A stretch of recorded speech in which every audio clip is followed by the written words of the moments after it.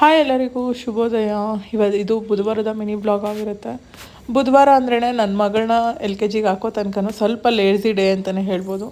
ಯಾಕಂದರೆ ಅವತ್ತು ಸ್ವಲ್ಪ ಏನು ಕೆಲಸ ಇರಲ್ಲ. ಹಾಗಾಗಿ ಹಸ್ಬೆಂಡು ಸಿಟಿಗೆ ಹೋಗಬೇಕು, ಇವತ್ತು ಸ್ವಲ್ಪ ಬೇಗನೆ ಟಿಫನ್ ಮಾಡಿಟ್ಟಿರು ಅಂತ ಹೇಳಿದ್ರು. ಹಾಗಾಗಿ ಉಪ್ಪಿಟ್ಟು ಮಾಡಿಬಿಡೋಣ ಅಂತ ಅವ್ರಿಗೆ ಹೇಳೇ ಇಲ್ಲ ನಾನು. ಉಪ್ಪಿಟ್ಟು ಮಾಡಿಬಿಟ್ರೆ ಮತ್ತೆ ಹೇಳ್ಬಿಟ್ಟು ಮಾಡಿದ್ರೆ ಅದಕ್ಕೆ ಏನಾದರೂ ಒಂದು ಕೊಂಕು ಮಾತು ಹೇಳ್ತಾರೆ ಅಂತ.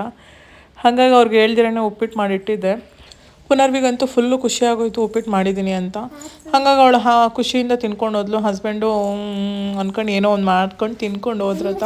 ಹೆಂಗೋ ತಿಂದ್ರಲ್ಲ ಅಂತ ಖುಷಿ ಆಯಿತು. ಅದಾದಮೇಲೆ ಮಗುನ ಸ್ಕೂಲಿಗೆ ಬಿಟ್ಬಿಟ್ಟು ಬರೋವಾಗ ಶಾರು ಬೇರೆ ಬಿದ್ದೋದ್ಲ. ಹಾಗಾಗಿ ಅವಳು ನೋಡಿದ್ರೆ ಗಾಯ ಜಾಸ್ತಿ ಮಾಡ್ಕೊಂಬಿಟ್ಟಿದ್ಲು. ಅದಕ್ಕೆ ಪೇಯ್ನ್ ಜಾಸ್ತಿ ಆಗ್ತಿತ್ತು. ಹಾಗೆ ಇರೋ ಕೆಲಸ ಎಲ್ಲ ಮುಗಿಸ್ಕೊಂಡು ವೈಟ್ ಬಟ್ಟೆ ಸ್ವಲ್ಪ ಇತ್ತು, ಅದಕ್ಕೆಲ್ಲ ಹಾಲು ಹಾಕಿ ಅದನ್ನೆಲ್ಲ ಮಿಷಿನ್ಗೆ ಹಾಕಿದ್ನ. ಅದಾದಮೇಲೆ ಮಗುಗೆ ಫ್ರೆಶ್ ಅಪ್ ಮಾಡ್ಕೊಂಬಂದೆ. ಅದು ನೆಂದಿದ್ದಕ್ಕೇನೋ ರಕ್ತ ಬರೋ ಥರ ಆಗ್ತಾಯಿತ್ತು. ಹಾಗಾಗಿ ಅದೆಲ್ಲ ಸ್ವಲ್ಪ ಕ್ಲೀನ್ ಮಾಡಿಬಿಟ್ಟು ಅವಳಿಗೆ ಹ್ಯಾಂಡ್ ಪ್ಲಾಸ್ಟರ್ ಹಾಕಿದ್ದೆ. ಅದಾದಮೇಲೆ ಮಧ್ಯಾಹ್ನ ಯಾಕೋ ಒಂದು ಸ್ವಲ್ಪ ಹೊಟ್ಟೆನೋ ಸ್ಟಾರ್ಟ್ ಆಗೋಯಿತು. ಹಾಗಾಗಿ ಅಡುಗೆ ಮಾಡೋಕ್ಕಾಗಲ್ಲ ಅಂದಿದ್ದಕ್ಕೆ ಮಜ್ಜಿಗೆನ ಮಾಡ್ತೀನಿ ಅವರೇ ಅಂತಂದರು.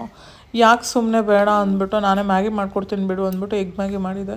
ನೈಟ್ ಹೊತ್ತಿಗೆ ಇನ್ನೂ ಸ್ವಲ್ಪ ಜಾಸ್ತಿನೇ ಆಗೋಯ್ತು ಪೈನು. ಹಾಗಾಗಿ ನಾನು ಏನೂ ಮಾಡೋಕ್ಕೋಗಿಲ್ಲ. ಅವರೇ ಅಂಗಡಿ ಮುಗಿಸ್ಕೊಂಬಂದು ರೈಸ್ ಮಾಡಿ ಹೋಟೆಲಿಂದ ಸಾಂಬಾರು ತಂದಿದ್ರು. ಆ ಸಾಂಬಾರ್ಗೆ ರೈಸ್ ಮಾಡಿಬಿಟ್ಟು ಬಿಸಿ ಬಿಸಿ ಊಟ ಹಾಕ್ಕೊಟ್ರು.